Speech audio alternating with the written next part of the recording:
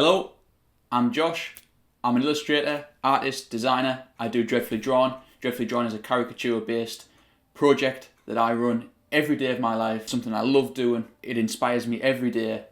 And today I'm going to talk about something else that inspires me, and that is books. I'm not a huge reader. I've never been a huge reader. But one thing I do love doing is going to charity shops, searching for books, searching for things that I think will inspire me, and the thing that I love doing, which is art and drawing and illustration and animation and all these things. This might be a series because I'm always on the hunt for new books, I'm always on the hunt for new sources of inspiration, but I've just picked out some recent books that I've been given or that I've been reading, and I'm going to chat about them, discuss why they inspire me, certain aspects of the books that inspire me.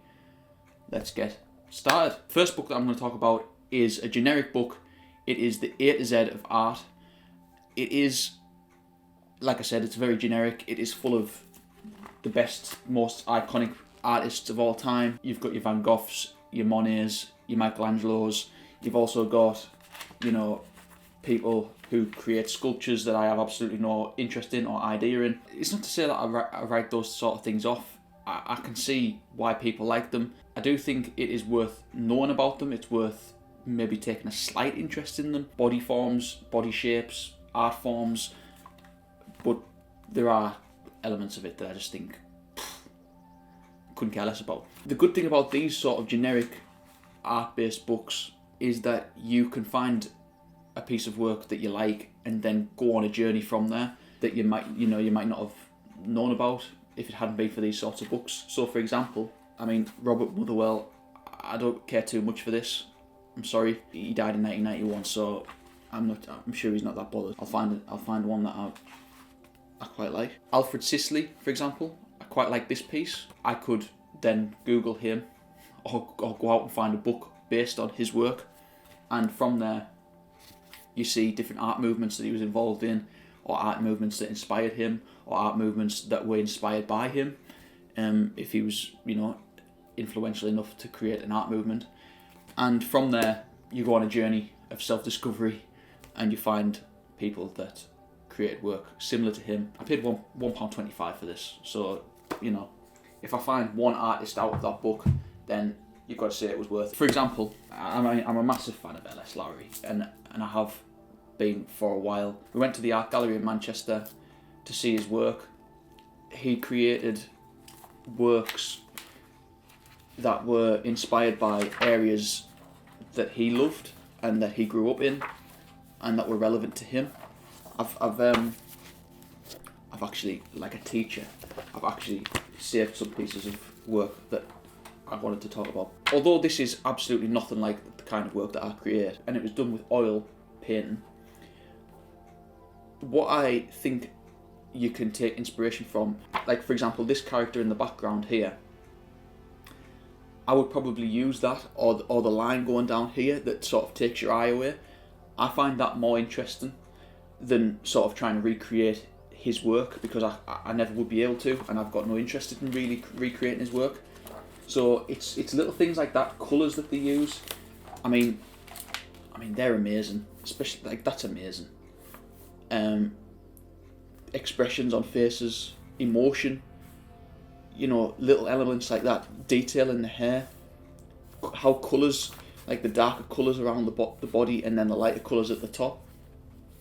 So you just because you don't create work that's exactly like what he creates or what they create as artists doesn't mean that you can't take elements from their work, and he is one of my favourites. I absolutely love his work, always have. This is a book that we found in the charity shop that I'd never heard of, Frank Sidney Smith. Similar kind of work to L.S. Lowry in the sense that it's sort of documenting day-to-day life. That's amazing. It's absolutely amazing. His work seems to be slightly more colourful, even though a lot of the work is also fairly brutal. It's rough, it's hard hitting, but fantastic colours, fantastic forms, composition. Composition's something that I take a lot of inspiration from a variety of different artists, and I'm always on the hunt for good composition, and I'll show you another example in a minute. So yeah, found that in a charity shop in Whitley Bay. Next up is a more contemporary artist, Cold War Steve. I was bought this book for Christmas, and if you don't know Cold War Steve, he does politically motivated art. It is quite hard hitting, it is silly, it's daft, but it's amazing, it's fantastic. For example, you've got Alan Sugar, Kim Jong-un, Steve McFadden from EastEnders in the same room with Theresa May, Donald Trump. You've got Mick from Simply Red and Peter Beardsley. So it's whimsical, and it's nothing to do with what I'd create, but I like the on the nose stuff. I like the stuff that really makes you think. I like creating work that's relevant to the time, and that's what I do when it comes to sport and popular culture related things. And he is, in my opinion, a modern master of creating hard-hitting, modern, relatable work. Check him out if you haven't. From Cold War Steve to Edvard Munch, I think there are certain aspects of life in the creative form that go beyond what anyone else has done. So for example, like Shakespeare is obviously one of the most famous creators, if you could call them creators, of all time. I'm really interested in life, in work that goes beyond probably expectation, go above and beyond. So for me, Edvard Munch, I mean the Scream in particular, is one of the most famous pieces of work ever created, obviously. I love the aspects that make it go above and beyond. You know, like for example, Dark Side of the Moon is an album that will be listened to for centuries, and it's the cultural aspects of it. What gives that piece of work that importance. You know, The Godfather, when we're talking about films, it's not necessarily my favourite film, it might not be your favourite film, but it's undeniably a classic that is going to be watched for years and years, decades and decades to come. I'm interested in stuff like that, and Edvard is someone that I've taken inspiration from recently. I've been trying to draw work that's sort of definitely not anywhere near the work he creates, but dark backgrounds, bright colours in the foreground, these sort of eerie shapes in the background. Yeah, when I found this book in the charity shop, and it's a fantastic book, like really in-depth stuff, all of his work, £2, How to Paint and Draw.